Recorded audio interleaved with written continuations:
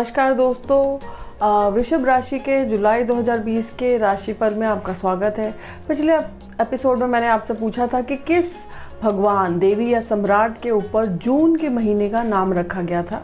तो जून के महीने का नाम रोमन देवी जूनो के नाम पर रखा गया था, और जो कि शादी और बच्चों की देवी हैं और देवताओं के राजा बृहस्पति की पत्नी हैं, और इसलिए वो देवताओं की रानी भी थी और साथ में वो शनि की बेटी भी थी रोमन माइथोलॉजी में।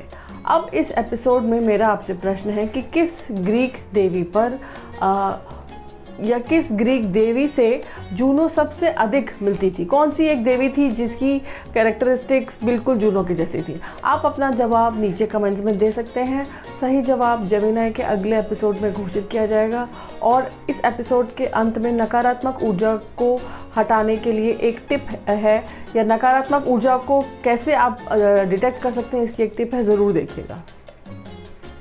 तो आइए चलते हैं यात्रा पर आपके ग्रहों की और टैरो कार्ड्स की। तो देखते हैं क्या कह रहे हैं ग्रह और क्या कह रहे हैं कार्ड्स। तो पहले ही सप्ताह में है हमारे पास आपके लिए मैजिशियन कार्ड। ये कार्ड दर्शाता है कि इस समय आपके पास एक नई शुरुआत होने वाली है और बहुत सारे विकल्प, ऑप्शंस हैं आपके पास, और इस समय आपके पास वो सब चीज़ें मौजूद हैं जिससे आप अपनी ज़िंदगी को जो भी जैसा भी आप मोड़ देना चाहते हैं वैसा दे सकते हैं। और ऐसा होता है, मैंने देखा है कि हम अक्सर दूसरों की ओर देखते हैं, अपनी ज़िंदगी की बागडोर उनके हाथ में थमा देते हैं। तो लेकिन यह कार्ड कह रहा है कि आपकी बागडोर आपके हाथ में, आपकी ज़िंदगी की, तो आपको अपने ऊपर काम करना चाहिए। और पहले सप्ताह में ही 4 और 5 जुलाई को एक और चंद्र ग्रहण है, और वो भी पूर्णमासी के दिन है, और ये धनु राशि में हो रहा है। चंद्रमा हमारी भावनाओं से जुड़ा है, और ज़्यादातर लोग जो कि 2, 11, 20, 29 या 22 को पैदा हुए हैं, उन्हें ज़्यादा चिंता या तनाव की भावनाओं का अनुभव हो सकता है। तो उनका रेमेडी है कि उन्हें चांदी के गिलास में पानी पीना चाहिए। हो सकता है कि आपका ध्यान थोड़ा बिखरा हुआ हो, केंद्रित नहीं हो, लेकिन ध्यान देने की ज़रूरत है कि जो ग्रहण होते हैं, जैसे कि सूर्य ग्रहण था, फिर उससे पहले चंद्र ग्रहण था, अब फिर से चंद्र ग्रहण है, ये हमारे रास्ते में आने वाले नए अवसरों की तरह होते हैं, और आपके जीवन में जिस चीज़ की आवश्यकता नहीं है उनको हटा देते हैं। यह ग्रहण हो सकता है आपकी प्राथमिकताओं को भी बदल सकता है, या आप को सोचने पर मजबूर कर सकता है कि आपकी ज़िंदगी की प्रायोरिटीज़ या प्राथमिकताएं क्या हैं। जुलाई के दूसरे हफ्ते में है हमारे पास आपके लिए 6 ऑफ स्वॉर्ड्स। तो ये कार्ड दर्शा रहा है कि आप एक नकारात्मक स्थिति से दूर जा रहे हैं, और अब भाग्य आपके पक्ष में है, भाग्य आपका साथ दे रहा है, और आप एक बेहतर स्थिति या फिर बेहतर स्थान पर जा रहे हैं। कुछ लोगों के लिए ये कार्ड ये भी दर्शाता है कि हो सकता है आपको कोई छोटी मोटी यात्रा करने पड़े।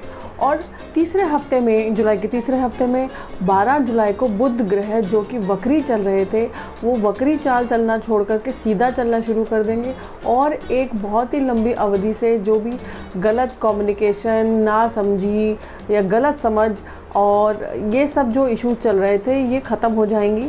और 14 जुलाई को सूर्य जो है वो भी कर्क राशि में प्रवेश करेंगे, और इस सप्ताह हम आपके लिए लाए हैं।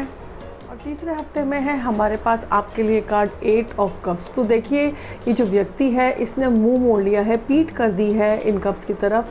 तो ये आप हैं, और आपके आसपास जो भी कोई एक इमोशनल सिचुएशन चल रही है, भावात्मक सिचुएशन चल रही है, उस स्थिति में आप बहुत परेशान हो गए। हो सकता है ये कार्ड किसी रिश्ते को दर्शा रहा हो, और आप उस रिश्ते से दुखी हो गए हैं, और आपने बहुत कोशिश की है कि वो रिश्ता जो है सफल हो जाए, चल जाए, लेकिन वो रिश्ता जो है नहीं चल पा रहा है। और ये कार्ड संकेत दे रहा है कि इस समय अब आपको उस रिश्ते को समाप्त कर देना चाहिए और अपनी राह पे चलना चाहिए, क्योंकि जितना आप इस रिश्ते को खींचते जाएंगे, आप ही के लाइफ में, आपकी ज़िंदगी में परेशानियां बढ़ेंगी और आपको सुख नहीं मिलेगा, आप दुखी रहेंगे।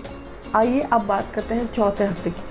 चौथे हफ्ते में है हमारे पास आपके लिए कार्ड पेज ऑफ कप्स। तो ये कार्ड दर्शा रहा है कि कोई आपकी ज़िंदगी में, एक कोड कार्ड है, आपके आसपास के असली व्यक्तियों का प्रतिनिधित्व करता है। हो सकता है ये आपके आसपास कोई छोटा आपका बेटा, बेटी, भांजा, भतीजी, आपकी टीम में कोई ऐसा सदस्य है जो आपसे उम्र में छोटा है और आप बहुत ज़्यादा इमोशनली अटैच्ड है उसके साथ। और ये कार्ड ये भी दर्शाता है कि हो सकता है वो जो व्यक्ति है वो कुछ प्यार का संदेशा लेकर के आए, यानी कि उसकी ज़िंदगी में हो सकता है कि शादी या सगाई ऐसा कुछ होने वाला हो, और लेकिन वो शायद समाज के जो हमारे नियम हैं उनके खिलाफ जा कर के शादी करना चाहते हैं। हो सकता है उसका मन एक बार ये भी करे कि हम भाग के शादी करें।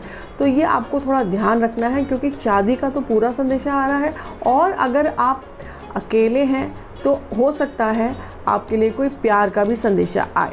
5वें हफ्ते में है हमारे पास आपके लिए जजमेंट कार्ड। ये कार्ड दर्शाता है कि आपने अपनी ज़िंदगी में जितना भी मेहनत करी थी और उसमें शायद कहीं पे कुछ गड़बड़ हो गई थी, लेकिन अब आप अपनी जागरूक हो गए हैं अपनी ज़िंदगी को लेकर के और अपनी ज़िंदगी को नई दिशा देने वाले हैं। और अगर आप कोई कोर्ट केस लड़ रहे हैं तो आपके फेवर में ये कार्ड, ये केस जाएगा।